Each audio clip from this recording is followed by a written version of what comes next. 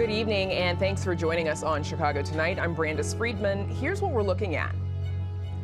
The city's Inspector General on her decision not to seek a second term in office and the state of ethics reform. Mayor Johnson's financial team is pushing back on a plan to legalize video gambling machines in Chicago. And tariffs might be making your morning cup of joe taste a little bitter. A look at the local impact. First off tonight, the city's watchdog, Deborah Witzberg, won't be seeking another term in office once her job ends in April. She'll be the first Inspector General to serve only one term. Witzberg's decision comes as the push for ethics reform reaches a turning point, with City Council approving new guidelines last week that prevent city lawyers from interfering in investigations. Joining us with more on her decision is Chicago's Inspector General, Deborah Witzberg. Welcome back to Chicago Tonight. Thank you. Thanks for having me. So just earlier this month, it seemed as though you were prepared to seek another term, but then last week you announced that you would not. What changed? Well, what changed is that we passed by an overwhelming majority a major piece of reform legislation, which I think meaningfully resolved independence challenges, that is to say practices from City Hall that have compromised the independence and effectiveness of the Office of Inspector General, including some issues that the office has been working to resolve for almost 20 years, going back to the administration in the Office of Inspector General, not of my immediate predecessor, but even before that. And in fact, he was another Inspector General to serve only one term. David Hoffman served only one term as Inspector General. Yeah, no. So some of these challenges and compromises to the effectiveness and the independence of the office have been at issue for, as I say, almost 20 years. And with the legislation that passed last week, we have, I think, made some really meaningful improvements. This was a compromise solution. It, like all good compromises, was certainly not everything we wanted, but we made some real progress. And I think that by an overwhelming majority vote, the City Council demonstrated some genuine principled support for independent oversight. And I now feel confident in a way I didn't before that I can leave this office better than I found it. That, you know, we will have plenty to do and say between now and when my term is over in April, but then I will feel like I can pass a more effective, more independent Office of Inspector General on to its next steward. And I want to come back to that ordinance that you referenced in a little bit, but before former Mayor Lori Lightfoot appointed you to this position, she said that she wanted an Inspector General who would, quote, stay in her lane. You went on to find that she violated city ethics ordinance when she asked city employees to contribute to her campaign. Of course, you had your share of clashes with current Mayor Brandon Johnson as well. How did you navigate the tension between your office and the mayor's office? Well, I'd say it's still to be navigated. And while I won't comment on or confirm the identity, obviously, of any particular subjects of OIG investigations, I will say this is a challenging relationship. It is built that way, a relationship between the person sitting in this seat and a person occupying the 5th floor of City Hall. That said, it is high time that the city of Chicago position itself as a proactive driver of, not a reluctant subject of reform. Okay. I'm going to write that down. So last week, as we mentioned, the City Council voted to pass your ordinance, which you spent lots of time negotiating with Mary Richardson Lowry, the city's corporate counsel, of course. And you said it's a compromise measure, meaning not everybody gets everything that they want. What more would you have liked to see? Well, I think that we originally proposed some legislative solutions around 3 different challenges to our independence and effectiveness, having to do with subpoena enforcement, the circumstances under which the mayor's lawyers can demand to sit in on our investigative interviews, and which city records we can have access to in the course of our investigative work. The ordinance that was passed into law last week does not address the subpoena enforcement issue. I think that's okay. I think we will continue to be able to work through that in a way that is mostly feasible. And then around the other 2 protections, I think it secures really important progress around our ability to protect the integrity of our investigative interviews and our ability to access the city records that we need. And I think, drawing back a little bit, what that ordinance accomplishes is it closes what had developed into a very significant gap between the state of the law in Chicago and national standards and the federal law on what independent oversight ought to look like. Chicago had fallen pretty substantially behind both national standards and the federal law. And I think that this ordinance passed into law last week closes that gap. Do you stand by the characterization that the city law department attorneys were intervening in investigations on the basis of protecting city leaders from embarrassment or political consequences? Something that, we heard from Corporation Counsel Richardson Lowry about just last week, saying it wasn't about politics. We should all be reassured to hear that. Do you stand by your characterization? I absolutely stand by the observation that wherever those interventions are selective, people have no reason but to assume the worst. We talk a lot about the fact that the city of Chicago has earned every bit of its reputation. For decades, the city has given no one any reason to afford the city the benefit of the doubt. And so when something goes wrong, when things happen behind closed doors or in windowless rooms, figuratively or literally as the case may be, people are only left to assume the worst. We haven't given them any reason not to. And so on our way to fostering trust and legitimacy in city government, we ought to eliminate any opportunity for city actions to look as though they are driven by political favor. You've often talked about the need for Chicago to pay down Chicago's deficit of legitimacy. To your point, how much progress has Chicago made during your time as Inspector General, and how much more work do you think there is to be done? There's a great deal more work. There's a great deal more work to be done. This is something I think about a lot because, we are not going to fix what is wrong in city government in the space of any one media cycle or term or election cycle or career, for that matter. We are going to be done here and we will not have fixed everything that's wrong. And so I think when there is no finish line in sight, mile markers are really hard to come by. Measures of success are really hard to come by. But I will say that I am very hopeful, and I do think that we have made progress. One marker that I think about is that the number of intakes that we get in the course of a quarter, the number of times we hear from Chicagoans about something they are worried about in city government, that number goes up. We get about 10,000 intakes a year at this point, and that number has gone up steadily, and I think it will continue to do so.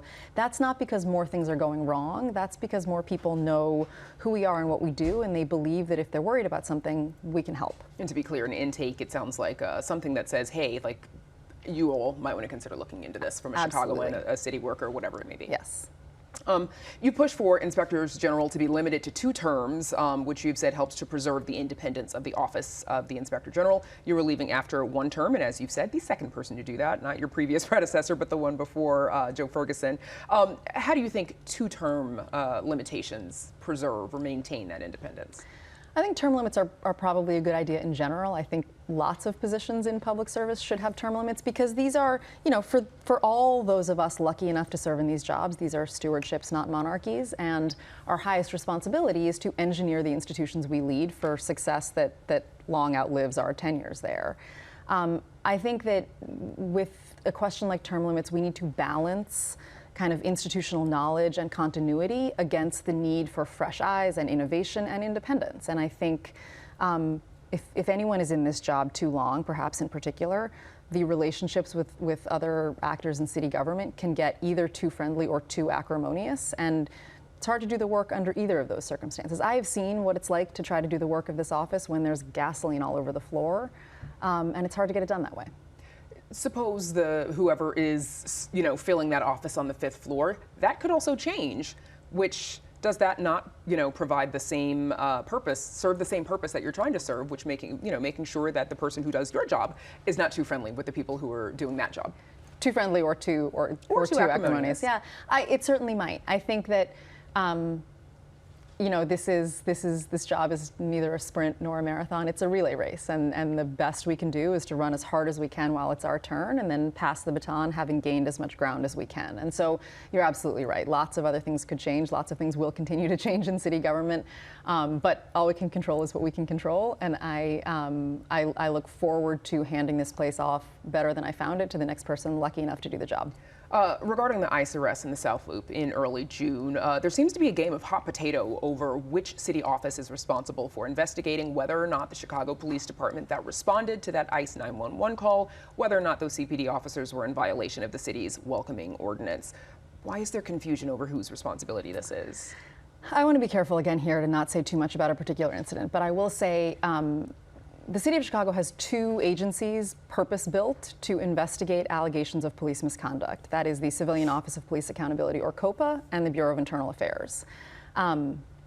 Those of us who work in accountability should have a low tolerance for buck passing. And I will say again here what I said at City Council, which is that the Office of Inspector General will ensure that that incident is investigated thoroughly and competently, either by reviewing, as we have a statutory mandate to do, an investigation conducted by the Bureau of Internal Affairs or by COPA, or if nobody else is going to do it, we will investigate it ourselves. You've got 8 to 9 months on the job, so you might be doing that investigation. Time will tell. What other reforms would you like to see in the time that you've got left? We're going to continue doing what we've been doing. We're going to continue to do the work, which, as you mentioned, is, I think, what is best targeted to pay down the deficit of legitimacy at which Chicago has operated with its residents. We will continue our work in the service of our transparency mandate, where we work to make information about how Chicago works more accessible to Chicagoans. Information about the government belongs to the governed, so we'll continue that work. And we'll continue our work in public safety reform and police oversight. Mayor Johnson has said that he would choose, quote, someone whose integrity is above reproach to help bring in a new era of transparent, equitable, and responsive city government that's focused on the needs of working class and poor Chicagoans to replace you. What else should he be looking for in your successor? This is mission work. And the people who are happiest and most successful in this work are ones for whom the mission of the office is the primary motivator. And that mission is, as I see it, to build a government which more closely resembles the one that Chicagoans deserve. Okay. That is Chicago's Inspector General Deborah Witzberg. I'm sure we'll have you on again between now and April. Thank you for joining us. Thank you. And we're back with more right after this.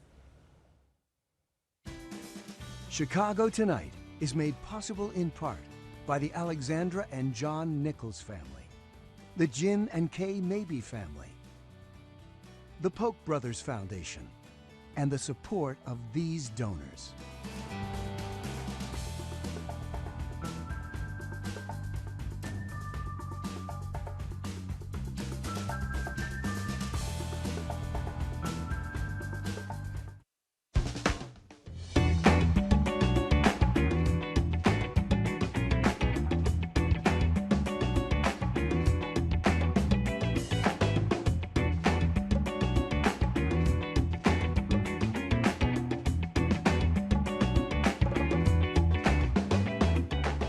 Chicago's top financial officials say a plan to legalize video poker and slot machines across Chicago won't mean a financial windfall for the city. But members of a city council subcommittee aren't convinced that the odds are against a jackpot. Our Heather Sharon joins us now with more. Heather, city officials desperately searching for new revenues. They prepare to confront this likely budget gap of $1.2 billion. Mayor Brandon Johnson's finance team, though, saying today that one popular idea is unlikely to pay off. Why is that? Well, if the city legalized video poker and slots machines across the cities like many suburbs have, we heard from Chief Financial Officer Jill Jaworski today that will cut into the revenue that the city expects to get once a permanent casino opens up in River West.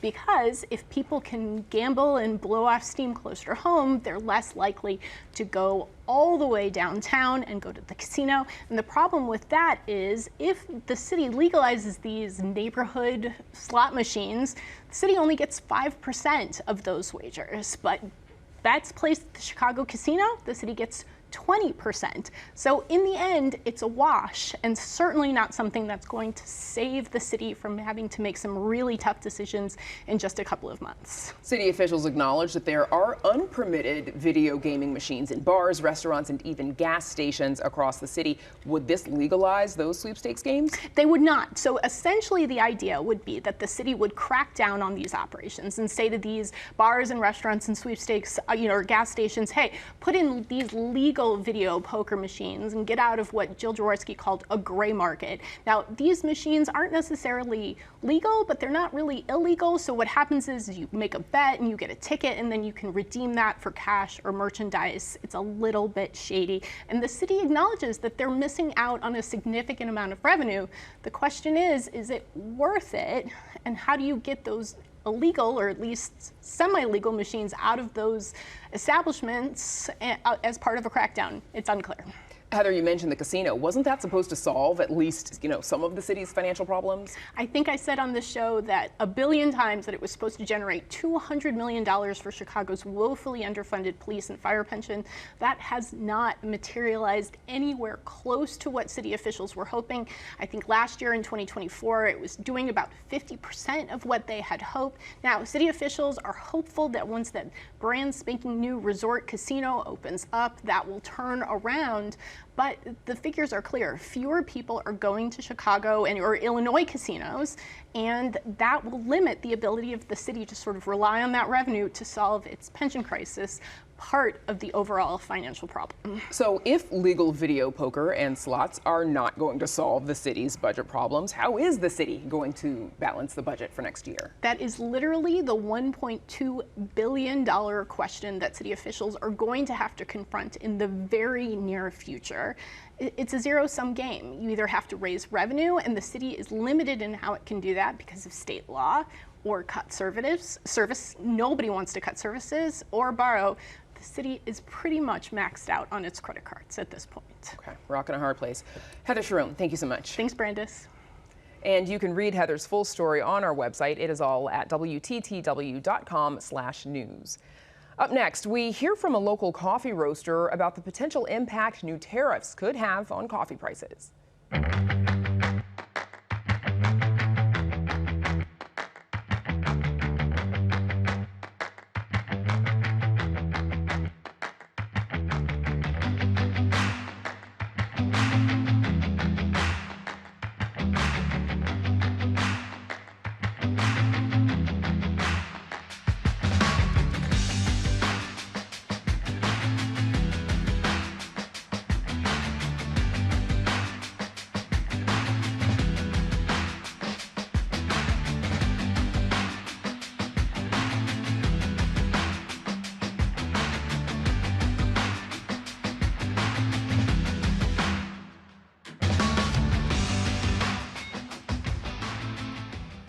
Trouble could be brewing for coffee drinkers and the coffee industry. President Donald Trump is threatening to impose a 50% tax hike on Brazil, the world's largest coffee producer and the source of 30% of U.S. coffee imports. The announcement comes in response to the Brazilian trial of former President Jair Bolsonaro, who is charged with trying to overturn his 2022 election loss. Trump called Bolsonaro a friend and described the trial as a witch hunt. Joining us now with more on the local impact is Vova Kagan, co-founder of Sputnik Coffee Company in Brighton Park. Welcome to Chicago Tonight. Thanks for joining us. Thank you for having me. So what have coffee prices been like over the last year? So even without tariffs, the market's been a little crazy. So I think we've seen coffee prices double in the past 12 months and then fall a little bit. But overall, it's been the most expensive it's been in the past maybe 20 or 30 years. Goodness, what's caused that increase? Some of it has been like concerns about crop in Brazil, and that drives market changes. A lot of the most recent price changes have been driven by speculative traders, so traders who may not be actually roasting the coffee, that not buying anything, but just trying to take advantage of high prices. What challenges does all of this create for your business? It becomes impossible to predict. So usually you worry about a multitude of things, but when you have a 50% tariff looming, it just, you don't know how you're going to make a decision the next month. Tell me a little bit about your process and how you get beans to your roastery and what you do from there. So we work with various importers, and you try different coffees from different, we source from cooperatives, so you try a bunch of different coffees from cooperatives. We source primarily from Brazil and Colombia, so this tariff has, it's going to hit you. It has an impact. And then when you find something you like, you work with an importer to bring that coffee into the country. Hopefully they have some in a warehouse, in the U.S. If not, then you have to bring it in and wait for a shipping container to come from either of those countries. Okay. Are you currently seeing an impact from this 10% tariff that the president imposed back in April? Yes, all the prices on coffee we buy immediately went up 10%. So in April, you had some of the highest market prices, and in May, and so you tack on 10% to that. So quantify that for me. Like how much in whatever amount it cost. Green coffee was $4 a pound, roughly at the market. So take 10% of that. So you're adding 40 cents on what just raw coffee that we buy. And then you have That's to before you roast it and all of that. before insurance, before rent, before everything. And that's just for the pound, and obviously you buy many pounds. Exactly, exactly. So a shipment can go up, $10,000, $50,000, depending on how much you're buying. A container of coffee could be several $100,000. So imagine 10% added onto that. What have you been hearing from your customers? So we have had to raise prices a little bit, and you get phone calls from some people being like, "Why are you raising your prices?" Our baristas have had some pushback from customers being like, why is this more expensive? Thankfully, we've been able to keep our prices, but it's only a matter of time until cafe prices may have to go up as well. The president has a history of announcing tariffs, then rolling them back. How does tariff uncertainty impact your business? That's part of the problem. Is we want to remain optimistic and hope that something will be more reasonable in the future, that the 50% might go down to, I don't know, 15% or 10% or something like that, and you can't make a decision until, the end of July. At a certain point, you don't know what's going to happen until August 1st hits, and then you wake up early and you read the news.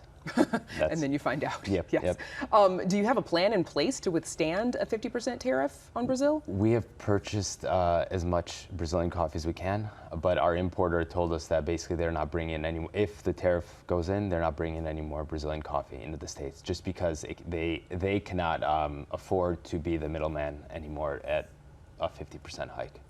Could you start sourcing your coffee elsewhere? We are starting to look at sourcing from other places. Brazilian coffee just has a certain flavor profile, and that's why it's so popular. It's going to be hard to find something to substitute. How does the global demand for coffee compare to what the industry is actually able to supply?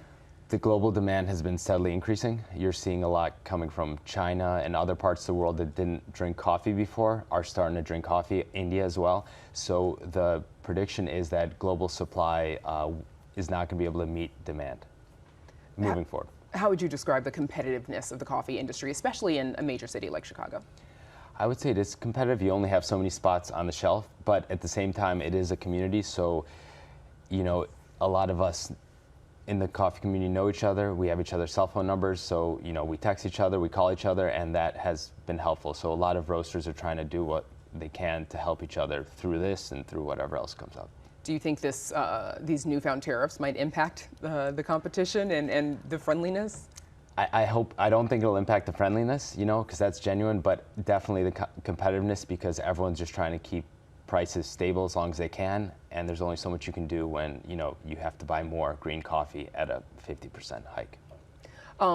Are there limitations on how many containers of coffee you can purchase? How many shipping containers of coffee you can purchase? It just depends on how much cash you have sitting. Depends on how much you can afford. Have to, when you buy a container of coffee from Brazil or Colombia or any country, you pay them when the container leaves that country.